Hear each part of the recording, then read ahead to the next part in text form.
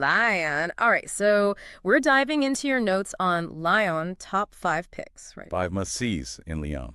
Yeah, always love that city. And knowing you, probably some hidden gems in here. Well, I hope so. I think these 5 spots give a really good feel for the city. It's such a fascinating mix of, ancient history, modern life, all those I things. love that. I mean, that's what we want, right? Definitely. And Lyon has that in spades. Okay, so first up, Basilica of Notre-Dame de Fourvière. And you wrote panoramic views. Like, I feel like you can't go wrong with that, right? What is it like actually being up there? It is pretty incredible.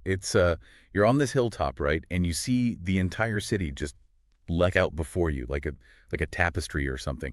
And you can see the two rivers, the Saône and the Rhône, kind of winding through, sparkling in the sun.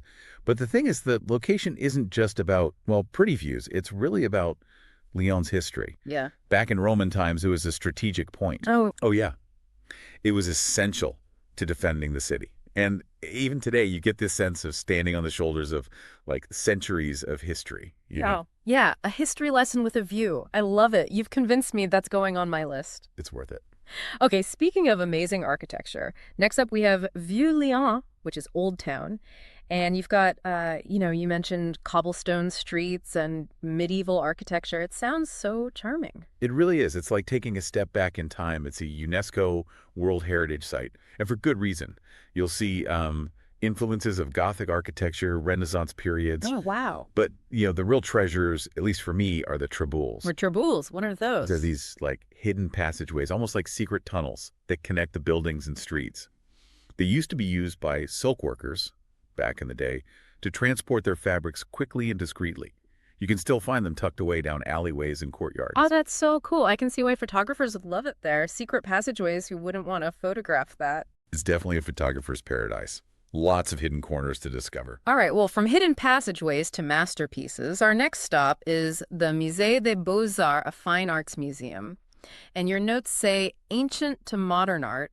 That's a pretty broad spectrum. What are some of the must-sees in this museum? Well, they have a fantastic collection overall. But if you want a real taste of Lyon's artistic heritage, seek out the works by Jacques Truffaut. He was born in Lyon, and his paintings really capture like the city's atmosphere, the light. I like that. Yeah, sometimes it's not just about famous names, but about art that really reflects the soul of a place. And there's this one painting of his Place des Terreaux. It's deceptively simple, it's just a city square. But the way he captures the light, the movement, it's like Lyon on canvas. Okay, I'm adding that to my list. Place des Terreaux by Jacques Truffaut. You won't regret it. All right, so we've done history, we've done architecture, we've done art. I think we need a break, yeah? Time for some nature. Your next pick, Parc de la Tête d'Or, which I believe means Park of the Golden Head. That's right. It's named after a legend that a golden head of Christ was buried there. Ooh, mysterious. So this park, tell me more. What makes it so special? It's a huge park, actually. You could Yeah. spend a whole day there and still not see everything. There's a lake, botanical gardens, even a zoo. It really is an oasis in the city. Okay, but if we only had an afternoon, what should we prioritize? If you're short on time, head straight for the lake. There's this spot. It's framed by these beautiful weeping willow trees. And you get the lake in the foreground, and then behind it, the city skyline. It's really quite magical. Okay, so picturesque. All right, last but not least, we have to talk about food. Because you can't go to Lyon, especially with you as our guide, without experiencing the culinary scene. So you picked Les Arts de Lyon par Bocuse. I'm assuming this is a market. Oh, it's more than just a market. It's an institution Oh. named after Paul Bocuse, who was like the godfather of modern French cuisine. Really? Oh, yeah, he's a legend. Revolutionized French cooking. And this market, it's like a temple to gastronomy. You'll find everything there, cheeses, pastries, wines. Okay, stop. I'm getting hungry. Seriously, what's the one thing I absolutely have to try there? You have to try a quenelle. Oh, what? A quenelle. It's a Lyonnaise specialty. It's like a light poached dumpling, often made with pike, and served with this incredible creamy sauce. It's rich, it's decadent, it's pure Lyonnaise heaven. Oh my gosh, that sounds incredible. Okay, you've officially convinced me that Lyon needs to be my next trip. I don't think you'll regret it. It's a city that has it all. It really does seem that way.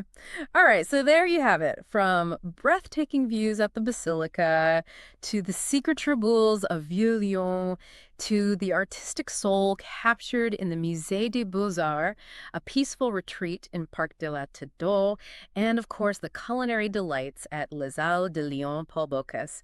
You have given us a true taste of Lyon. And hopefully inspired some people to discover it for themselves. Exactly. And hey, if you do find yourself wandering the streets of Lyon, be sure to send us a postcard or, tag us in your Instagram photos. We'd love to see Lyon through your eyes.